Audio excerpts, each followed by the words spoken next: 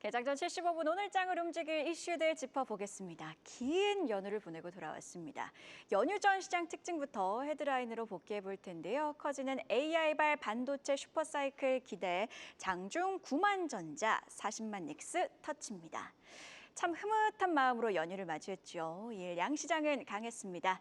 특히 오픈 AI와의 파트너십 속에서 장중 삼성전자는 9만 전자를 터치, SK하이닉스는 사상 처음으로 40만 닉스를 터치했죠. 자, 그리고 특히 이날 외국인이 코스피 시장을 강하게 매수했는데 현물을 3조 2천억 원가량 순매수했고요. 역시나 그중 2조 4천억 원, 대부분은 전기전자 업종에 집중이 됐습니다. 반도체주의 강세 오늘 시장의 무버로도 이어집니다. 긴 연휴 동안 우리는 여러 반도체주 호재를 소화했습니다. 얼른 장이 열리길 기다리신 투자자분들도 참 많으실 텐데요. 마켓 무버로 정리를 해보겠습니다. 일단 AMD와 오픈 AI의 파트너십으로 시작을 해볼까요? 현재 시각으로 지난 6일 오픈 AI는 향후 5년간 AMD의 AI 가속기를 도입하기로 했습니다. 규모는요, 6기가와트로 중소도시 전력 소비에 맞먹는 규모입니다. 단순하게 좀 환산을 해보면 AMD의 총 600억에서 900억 달러의 매출이 돌아올 것으로 보이고요. 내년 하반기 MI450 칩을 시작으로 이 계약은 출발하게 되는데 현재 삼성전자가 AMD의 HBM3 12단 제품을 납품하고 있죠. 다만 이 MI450에는 메모리 3사 중 누가 먼저 그리고 누가 더 공급을 할 수 있을지는 알 수 없으나 전반적으로 반도체주 투톱에게는 긍정적인 호재입니다. 자, 그리고 반도체 겨울론, 반도체 저승사자 등등 다소 비관적이었던 모건 스탠리의 시선도 확실히 바뀌고 있습니다. 우리 시간으로 8일 오후 발간된 모건 스탠리의 보고서인데요. 제목은요, Resurgence, 즉 직역하면 부활입니다. 간단하게 좀 요약을 해보면 메모리 가격은 내년까지 계속 강할 거란 전망을 내놨고요. 특히 D램이 여전히 저평가 상태에 있다고 했습니다. 이에 반도체 투톱의 목표가를 또 한 번 올려잡는데요. 삼성전자는 11만 1,000원대로 그리고 SK하이닉스는 무려 48만 원까지 목표가를 올려 잡았습니다. 자, 그리고 어제 오후에는요. TSMC가 7월에서 9월 매출을 공개했는데 9,899억 대만 달러를 기록하면서 보시듯이 예상치를 상회했고요. 전년 대비 30% 증가했습니다. 역시나 AI 열풍이 호실적의 배경이겠고요. 그리고 어제 블룸버그는요, 미국이 엔비디아의 아랍에미리트 수출 일부 승인과 관련해서 미국이 일부 승인을 했다고 보도를 했습니다. 중동으로의 시장 확대, 이에 엔비디아는 간밤 뉴욕 증시에서 일부 종목들이 차익 시연을 겪었음에도 1.8% 상승으로 거래를 마쳤습니다. 다만 연휴 사이 나온 소식이 모두 다 긍정적이지만은 않았죠. 바로 오라클 수익성 논란도 있었습니다. 디인포메이션의 보도에 따르면 엔비디아 반도체를 기반으로 한 클라우드 사업과 관련해서 8월 말까지 오라클이 8억 달러의 매출을 기록했지만 이중 마진, 그러니까 매출 총 이익률은 14%밖에 되지 않았습니다. 다른 사업의 마진이 70% 정도 되는 것과 비교하면 고개를 갸우뚱할 수밖에 없겠죠. 자, 그리고 벤더 파이낸싱도 사실 걸리는 한 부분입니다. 벤더 파이낸싱은요, 장비나 하드웨어를 판매하는 벤더가 고객에게 직접 자금 지원을 제공하는 자금 조달 방식입니다. 그림이 좀 복잡하긴 한데 현재 보시듯이 엔비디아를 중심으로 자금이 돌고 있는 AI 벤더 파이낸싱을 보여주는 그림입니다. 엔비디아가 오픈 AI에, 오픈 AI는 오라클에 이렇듯 다 엮여 있는 구조죠. 이를 두고 투자 경쟁이 극단으로 갈 때 나타나는 현상이다 보니 AI 버블이 아닌가 이런 우려가 불거지고 있는 겁니다. 수익성 논란을 두고 젠슨황 엔비디아 CEO 바로 다음 날 이를 반박합니다. 신기술 도입 초기에는 수익을 내지 못할 수 있겠으나 이후 자리를 잡으면서 수익성이 놀라울 정도로 높아질 것이라고 강조를 했는데요. AI 거품론도 마찬가지로 반박합니다. 여기에 골드만삭스는요, 앞서 언급한 벤더 파이낸싱 등을 언급하며 현재 시장 행태는 과거 버블과 유사한 점은 있지만 향후 기업들이 벌어들일 수익을 고려한 주가 포워드 PER을 고려하면 2000년 기술 거품 당시의 절반 수준에 불과하다고 강조를 합니다. 여기에 마이크로소프트가 간밤 장 막판 데이터 센터 용량 부족이 더욱 장기화될 가능성, 그러니까 그만큼 수요가 강하다고 시사를 했고, 이에 고점 부담 속에서 쉬어갔던 AI 기술주들은 간밤 그래도 낙폭을 축소할 수 있었죠. 국내로 연결해서 보면요, 한 가지 눈에 띄는 리포트가 있습니다. KB증권, 최근 반도체를 중심으로 이익 전망이 빠르게 상향되고 있는데 과거와 비교하면 아직 20% 정도밖에 반영이 안 됐다는 겁니다. 즉 주가가 이를 반영하며 추가로 오를 여력도 남아있다는 건데요. 우리가 쉬는 동안 글로벌 증시는 열렸고 런던 증권거래소에 상장된 삼성전자 GDR 원화로 환산을 해보면 간밤에는 좀 차익 실현이 나오긴 했습니다만 여러 뉴스를 반영하면서 9만 3천 원대로 올라왔습니다. 2일 삼성전자 종가는 8만 9천 원이죠. 오늘 개장 이후 반도체주가 호재에만 반응해줄지 함께 확인해 보고요.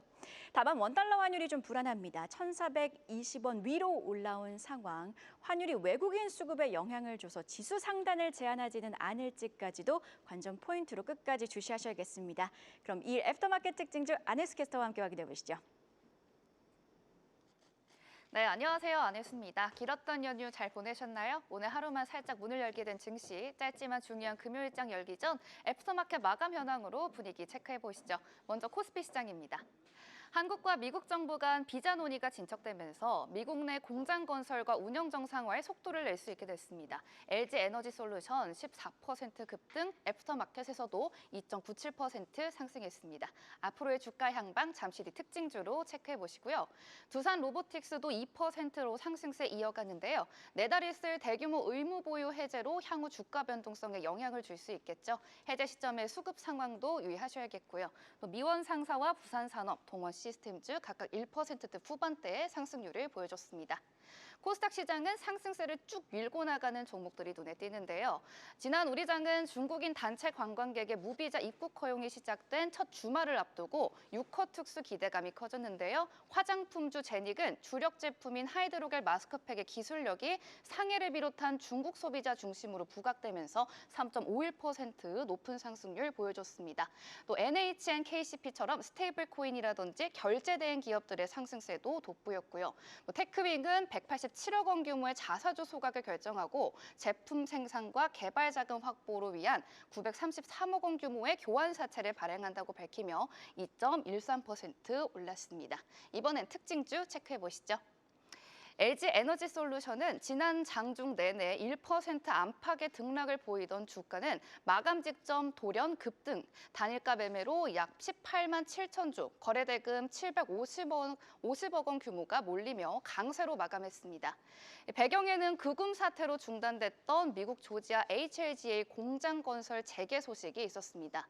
한미 정부가 비즈니스 출장용 단기 비자인 B-1 비자와 무비자 전자 여행 허가인 에스타 입국 허용에 합의하면서 LG 에너지 솔루션 필수 인력 중심으로 출장을 재개했다고 밝힌 건데요. 급등락 반복했던 LG 에너지 솔루션 앞으로 어떤 흐름 보일지 분석 체크해 보셔야겠습니다. 다음 하나시스템은 굵직한 수주 소식을 전했습니다. 회사 측은 방위사업청과 3,573억 원 규모의 장거리 지대공 유도 무기체계 LSAM용 다기능 레이더 MFR 양산 계약을 체결했다고 밝혔습니다. 최근 매출액 대비 12.74%에 해당하는 규모인데요. 이번 사업은 2030년까지 약 7년간 진행되고요. LSAM의 핵심 눈인 눈 역할을 하는 다기능 레이더 공급이 핵심입니다. 이 MFL은 탄도 미사일과 적 항공기를 동시에 탐지 추적하는 첨단 센서로 LSAM의 탐지 범위와 정밀도를 크게 강화시킬 수 있는데요. 특히 하나시스템은 현재 고고도 요격 체계 LSAM-2의 MFR 개발도 병행 중이어서 이번 수주로 체계 통합 및 레이더 기술력을 한 단계 끌어올릴 수 있을 것으로 기대됩니다. 지금까지 애프터마켓 특징주와 공시 전해드렸습니다. 이일 애프터마켓 특징주 안혜수 캐스터와 함께 확인해봤고요. 계속해서 증시 모닝 브리핑, 오늘은 24인베스트먼트 손창현 팀장과 이야기 이어가도록 하겠습니다. 자, 팀장님 먼저 LG 에너지 솔루션 이야기부터 해봐야 될 것 같은데요. 정규장에서도 장중 내내 1% 안팎의 등락을 보이다가 장 막판에 좀 급등하는 모습이었습니다. 돌발 급등의 배경부터 좀 짚어주시죠. 앞에서 잠깐 브리핑을 해 주셨지만 조지아주 HLGA 그 건설 재개 가능성이 가장 높은 그런 기대감이 아니었을까라고 생각이 듭니다. 그리고 미국 전기차가 본격적으로 판매가 회복이 된다. 뭐 일시적으로 9월에 어느 정도 상승을 하는 모습들을 보였지만 이게 이제 어느 정도 바닥을 좀 확인했다라는 심리가 좀 작용한 것도 배경일 수 있을 것 같고요. 그리고 테슬라에 대한 그런 전기차 회복과 그리고 로봇 사업에 대한 회복도 제가 봤을 때는 좀 눈여겨봐야 될 부분이다. 그래서 테슬라가 전기차 회복 보다는 로보택시 그리고 자율주행 옵티머스 관련된 사업이 이제 하반기로 들어갈수록 본격적으로 재개가 되기 때문에 전기차에 대한 회복과 뭐 이런 쪽에 대한 사업이 같이 연계가 되면서 상승할 수 있다라는 배경이 같이 연결이 된 거라고 보고 있고요. 그리고 이제 기타적으로 LG화학이 지분이 한 80%가 넘게 지금 보유를 하고 있는데 LG 에너지 솔루션의 지분을 이 블록딜에 대한 가능성도 배제를 할 수 없을 것 같습니다. 그래서 주가는 추가적인 하락보다는 어느 정도 하방 경직을 만들면서 이제는 바닥이 어느 정도 확인이 됐고 우상향을 좀 보일 수 있는 그런 모습을 좀 지닐 가능성이 높지 않겠느냐라고 판단을 해볼 수 있을 것 같습니다. 네, LG 에너지 솔루션 바닥을 다지고 주가가 우상향해줄지 함께 관전 포인트로 계속해서 지켜보겠습니다. 다음으로는 공시 하나 확인해 보도록 할 텐데요. 하나시스템이 방사청과 3,573억 원 규모의 엘셈 다기능 레이더 양산 계약을 체결한 것으로 나타났습니다. 이 공시는 어떤 의미가 있나요? 이미 제가 봤을 때는 이제 조방원 쪽에 대한 종목들을 보시면 이 수주에 대한 모멘텀이 계속 따라오는지가 중요한 포인트라고 좀 볼 수가 있을 것 같거든요. 1분기 때 이 한화 시스템의 수주가 한 10조가 조금 안 됐었던 부분이었습니다. 뭐 10조가 좀 넘었었던 부분이었는데 2분기 들어서도 10조 수주 잔고가 한 10조 5천억 정도 수준으로 뭐 계속 유지가 되고 있다라는 것 자체는 좀 긍정적인 부분이라고 볼 수가 있을 것 같고요. 여기에 뭐 3분기, 4분기에 대한 수주 잔고도 계속 쌓아지고 있기 때문에 결국에는 주가가 먼저 선행이 되면서 수주 잔고가 얼마만큼 따라오는지가 중요한데 이게 따라오고 있기 때문에 크게 뭐 문제는 없다라고 좀 볼 수 있을 것 같고요. 여기에 제가 봤을 때는 추가적으로 이 필리조선소에 대한 흑자 기대도 좀 눈여겨 보셔야 될 대목이라고 볼 수가 있을 것 같습니다. 결국엔 하나시스템과 하나오션이 지분 출자한 필리조선소, 미국에 있는 조선소가 상반기 때는 실적이 별로 좋지 않았는데 하반기 때 이제 마스카 프로젝트가 지지부진함에도 불구하고 이 미국의 MRO 사업이라든지 미국의 다양한 사업들에 대한 시너지가 확대가 되면서 결과적으로 흑자 전환에 대한 기대감도 있다. 그래서 방산과 조선을 같이 하는 그런 시스템, 한화 시스템에 대한 흐름 자체는 상당히 우호적이다라고 볼 수가 있기 때문에 뭐 단기적인 것보다는 중장기적인 관점으로 보시면서 추가적인 고점 7만 원 선 도달도 한번 기대를 해보면 좋지 않을까 그렇게 좀 살펴볼 필요가 있을 것 같습니다. 한 가지 좀 여쭤보면 간밤 글로벌 이슈로 나온 소식인데 가자 전쟁과 관련해서 휴전 1단계 합의했다는 소식이 있었습니다. 이렇듯 글로벌 지정학적 분쟁과 관련해서 좀 평화 움직임이 있다면 이런 뉴스들은 방산주에게는 좀 악재가 아닐까요? 일시적으로는 악재가 될 가능성이 높다라고 볼 수가 있을 것 같은데 뭐 나토의 뭐 GDP에 대한 그런 국방비 증액 관련된 이야기 그리고 미국에도 미국 국방비에 대한 증액도 계속 얘기가 나오고 있고 우리나라도 결국에는 우리나라 국방비 증액 관련된 이야기가 계속 나오고 있기 때문에 이게 뭐 지정학적 리스크가 어느 정도 해소가 됐다라고 해도 결과적으로 이 국방비에 대한 증액은 계속 높아질 가능성이 높다라고 보고 있기 때문에 뭐 우리나라뿐만 아니라 뭐 중동이라든지 그리고 유럽에 대한 그런 증액에 대한 기대감은 계속 존재가 된다라고 보셔야 될 것 같기 때문에 뭐 단기적인 것보다는 일시적으로 좀 주가는 하락할 가능성이 높다라고 보고 있지만 중장기적인 수주에 대한 모멘텀은 지속될 가능성이 높다라는 부분으로 보셔야 되지 않을까 그렇게 좀 정리를 해보겠습니다. 국방비 증액 등 중장기 모멘텀은 충분하다 이렇게 정리해 주셨습니다. 이번에는요 전일장 핫했던 섹터에서 이슈 찾아보는 시간이죠. 이슈픽 심수영 캐스터가 준비했습니다. 이슈픽 오늘은 자동차주 이야기로 문을 열겠습니다. 현대차와 기아가 9월 미국 시장에서 역대급 전기차 판매 실적을 올렸습니다. 전기차 호조스가 전체 판매를 끌어올리며 양사의 합산 판매량이 14만 3천여 대, 전년 동월 대비 12% 증가했습니다. 국내 판매도 꾸준히 늘며 내수, 수출, 전기차 모두 호조를 보인 한 달이었는데요. 해당 소식에 추석 전 마지막 거래일 기아가 3.58% 강세 보였고요. 한호시스템, 현대위아, 현대차 등이 강세 보였습니다. 다만 그럼에도 3분기 전체로 보면 전망이 좋지는 못합니다. 미국의 25% 관세 부담이 계속되는 가운데 테슬라가 3만 달러대 보급형 모델을 출시하며 가격 경쟁이 본격화됐고요. 증권가에서는 현대차, 기아의 3분기 영업이익이 전년 대비 20% 안팎 감소할 것으로 내다보고 있습니다. 이중고에 직면한 현대차 그룹, 전략 차원에서 뚜렷한 돌파구를 찾을 수 있을지 응원해봅니다. 다음 이슈도 살펴보겠습니다. 이재명 대통령이 이재용 삼성전자 회장, 최태원 SK그룹 회장, 샘 올트먼 오픈AI CEO와의 회동 자리에서 금산분리 완화 가능성을 직접 언급했습니다. AI 산업 육성을 위해선 막대한 자금이 필요한 만큼 투자 재원을 늘리기 위한 규제 완화 카드가 다시 꺼내진 겁니다. 증권가에서는 금산 분리 완화가 단순한 규제 변경이 아니라 기업 가치 재평가의 계기가 될 수 있다고 보고 있는데요. 핵심은 이번 규제가 완화되면 지주사가 보유한 벤처 캐피털이 외부 투자자 자금을 유치해 수천억 원에서 조 단위 규모의 펀드를 운용할 수 있게 된다는 점입니다. 이렇게 되면 지주사가 단순히 자회사만 관리하는 관리형 회사가 아니라 그룹의 미래 먹거리를 직접 키우는 투자형 회사로 성격이 바뀔 수 있을 텐데요. 관련해 더 자세한 전망 이어지는 분석에서 살펴보시죠. 지금까지 심수연이었습니다. 네, 이슈빅 분석까지 함께 확인해 보도록 하겠습니다. 현대기아차 이야기부터 해봐야겠죠. 미국의 관세 충격 속에서도 9월 판매에서는 두 자릿수 증가세를 기록했습니다. 자세하게 좀 짚어보면 전기차랑 하이브리드 판매가 고르게 좀 늘었더라고요.